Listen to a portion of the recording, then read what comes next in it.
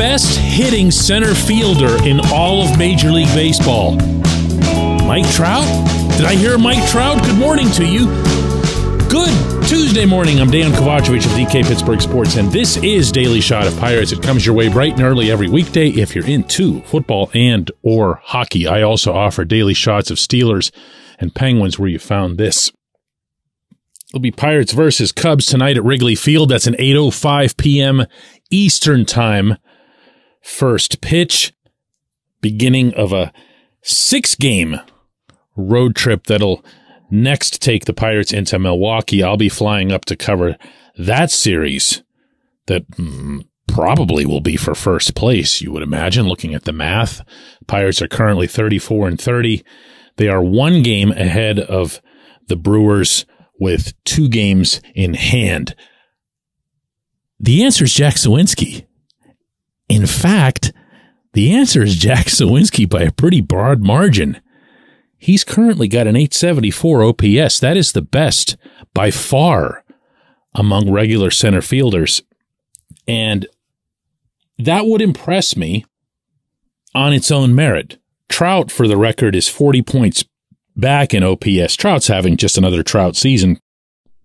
But they're not measuring up to what Jack does. And yet I get the distinct sense, probably because I'll occasionally have it myself here, that we're not all that moved by what Jack does, because we also see those prolonged slumps of his. We also see those bad at-bats that he continues to have against lefties. And it's enough to make you think at any given moment he could just flame out again and go back to the minors. But I'm going to give you one beacon of hope, let's call it, that Jack is, in fact, the authentic article, and that's going to point to his home run splits. And if that sounds overly simplistic in this age of advanced analytics, I don't care, because when you have the kind of splits that Jack had in 2022 as a rookie, and those hurt him so badly at different points over that summer, it's hard to erase. But Jack last year, for anybody who forgot, 16 of his 19 home runs came at PNC Park, and almost all of them, not all of them, were over the Clemente wall. And that could be the kind of thing that would make you think, wow, if it wasn't for that wall being as close up as it is, even though it's 21 feet high, he wouldn't be able to pull this off anywhere else. He sure is lucky to be a bucko, right? Well, okay. Now take this further. Also in 2022, Jack hit 112 on the road and 282 at PNC Park. He was worse than Austin Hedges on the road. And he was just a phenomenal offensive player in Pittsburgh. All right, why am I bringing this up? Well, yeah, you can kind of guess this. Right now, Jack's got 13 home runs. That leads the Pirates, and by the way, it's the third most among center fielders in the majors, the leader only having 2 more. But of those 13 home runs, only 5 of them have been in Pittsburgh. What's more, his overall production has gone in reverse just as much. He's hitting 216 in Pittsburgh, 280 everywhere else. So I asked Jack after the game Sunday at PNC Park if he takes any solace in having some of these splits start to kind of balance themselves out a little bit. Jack, we got used to seeing you hit home runs here last year. How much has it meant to you that you've been putting them out in other ballparks as well, especially down the road? You know what I mean? Because that's all we've talked about, PNC Park. No, I'm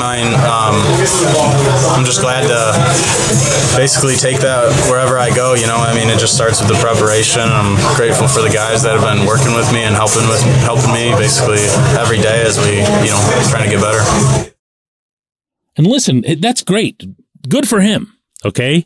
You can tell that there's more of an ease to his personality, to the way he carries himself.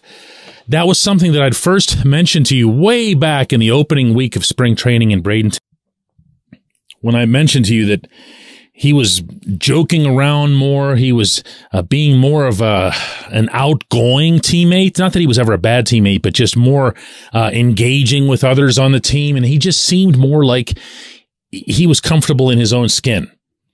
He did a lot of work in the offseason. He felt like he made some good changes to his mechanics and that he was going to come in ready to hit pitchers from both sides. He was going to be able to do it in ballparks, wherever. Well, he still isn't hitting lefties. I give Derek Shelton credit for leaving him out there to do that, especially in games where it's not all that critical. But he's not there yet.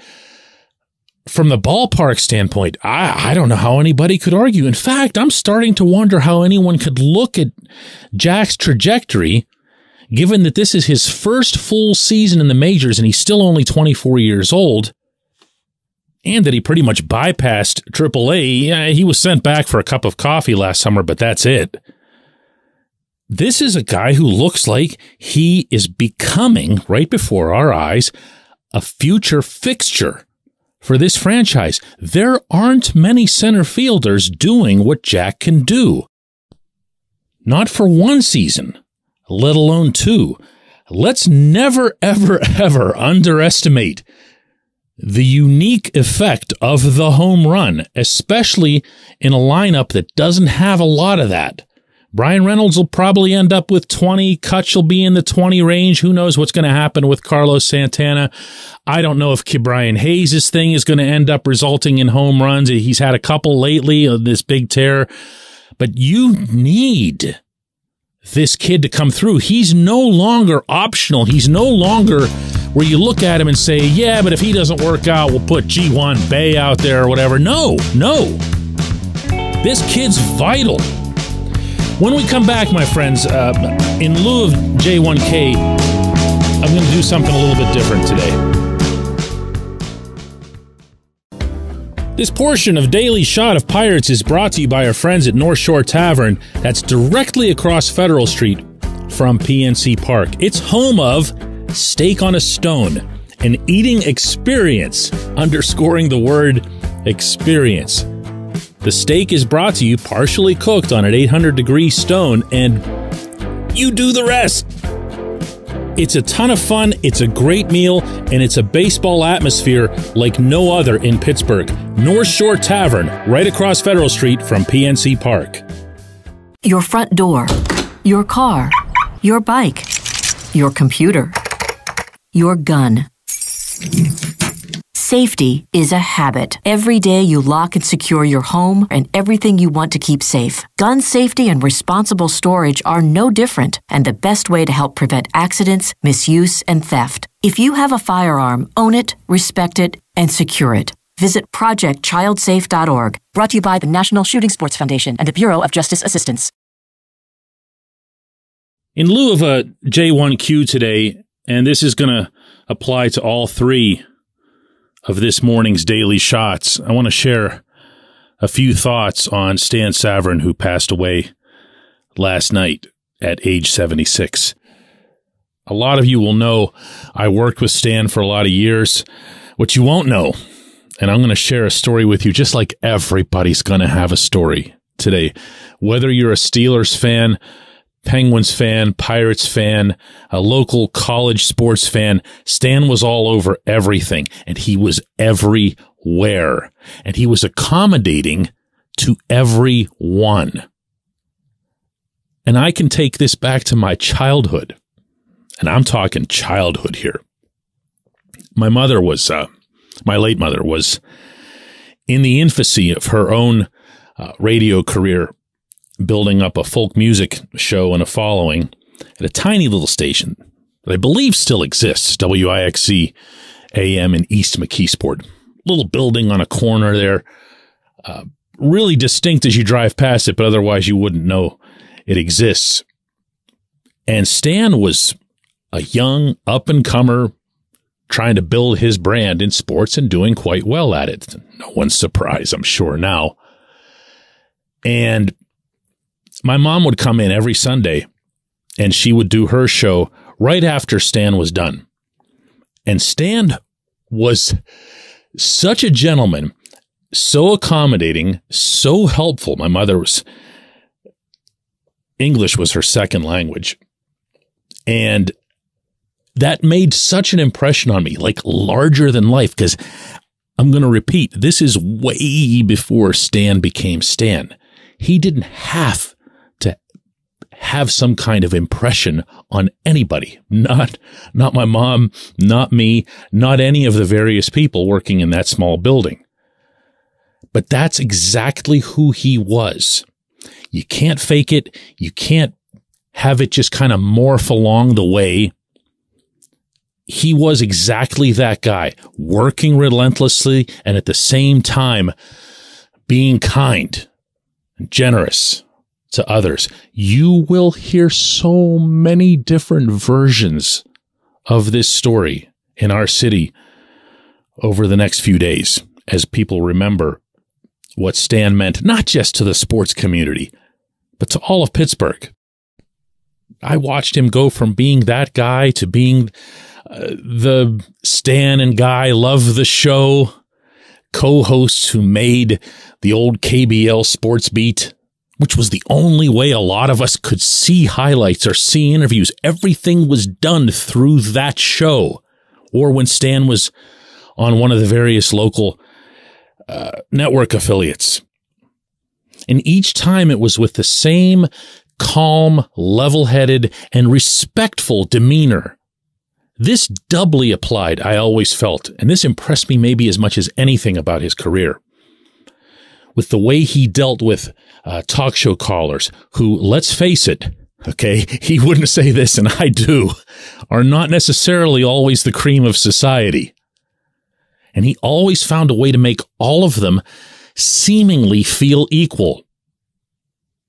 So whether it was me getting interviewed on Stan's show, which we would set up from all different locations, I'd be traveling somewhere with the Penguins or the Pirates or whatever, and he'd have me on remotely, or those really, I'm not going to lie to you, uncomfortable situations where I would be filling in on someone else's radio show and Stan was supposed to be the guest and I'm interviewing Stan and this just felt so wrong, right? Like, who am I to be interviewing this guy? Every time a piece of us passes, we're all the poorer for it. A piece of Pittsburgh has passed in Stan Savran. We're all the poorer for it. But as someone who believes in trying to find the sunnier side of things in life, I also believe that our sports culture in this city and our culture overall got really classed up by the omnipresence of Stan Savran in our little world. Deepest condolences from me to the members of the Savran family. We'll have another show tomorrow.